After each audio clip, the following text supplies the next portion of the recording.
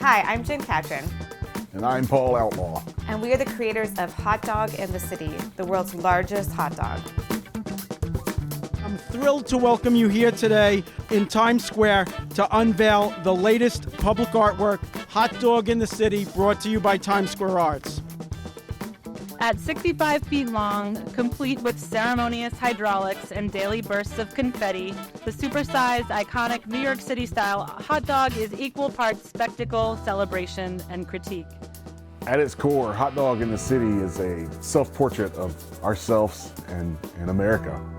The hot dog is a bit of a Trojan horse. It's this big, massive patriotic symbol. But as you start digging deeper in the hot dog, you start to see more darker elements come through.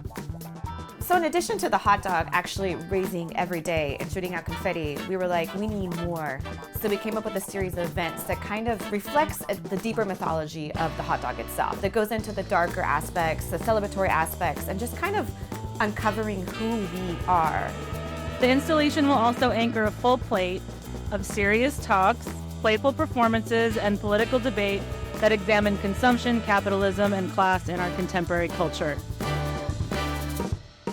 Our work is a tightrope walk on the top of Mount Everest with total success and glory on one side and absolute despair and failure on the other.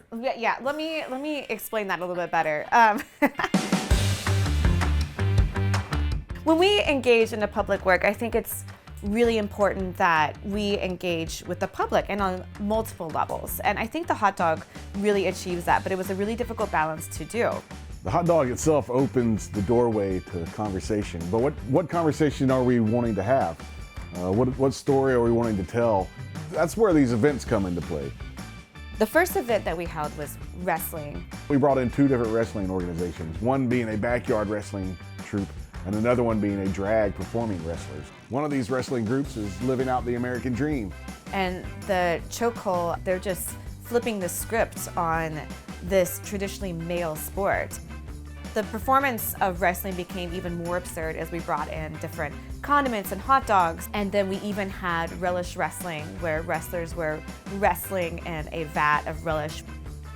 The interesting thing about wrestling is that it's completely fake and everybody knows it, but we still have this like suspension of belief, like everyone's like in on this secret, this fake secret. So we thought it'd be a great way to kick off the hot dog because of how absurd American wrestling is. Hey strangers walking up, it's a dog beauty pageant. Welcome to New York City.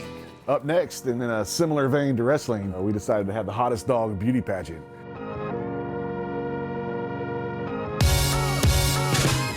So with the play on the idea of a Miss American pageant, we basically just employed the same commodifying questions and swimwear contests and beauty stipulations, but to these dogs instead. And the hottest dog in New York City goes to Cyrus.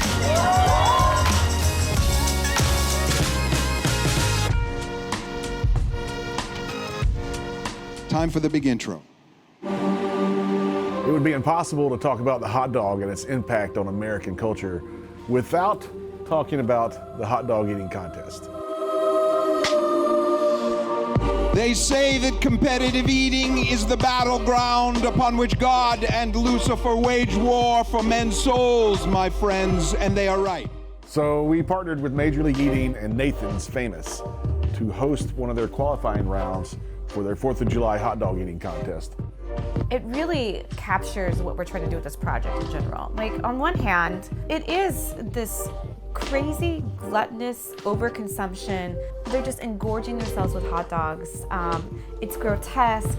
It seems so American because of all those elements. But on the other hand, we truly enjoy it and love it and appreciate the athleticism that it takes to eat that many hot dogs.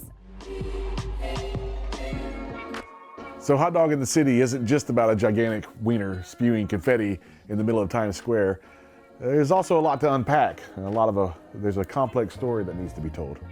So in order to dig beneath the skin, we knew we had to bring in experts to dive in deeper into the hot dog. When I was born as pudding, I was a more finely ground sausage, but when it came to my present name, the origin of the hot dog, There are a number of false narratives that have surrounded me over the years. Meat becomes male-identified protein, and as a result, whether someone eats dead animals or not becomes a way to patrol and protect the gender binary. We hosted a hot dog summit called To Be Frank, and we brought in so many different amazing voices and experts that addressed feminist vegans, to overconsumption, to food deserts. We brought in activists, we brought in competitive eaters. We also hosted a version of our opera, The Jungle, which goes into the deeper, darker history of the meat packing industry. The different conversations that were sparked and the different connections that they made was truly astounding. I knew it would be fantastic, but it really blew me away. The story of the hot dog is inextricably linked to the story of street vendors, so we wanted to include them in a video series. We worked with the Street Vendors Project to conduct a series of interviews with a number of the street vendors who work in Times Square every day.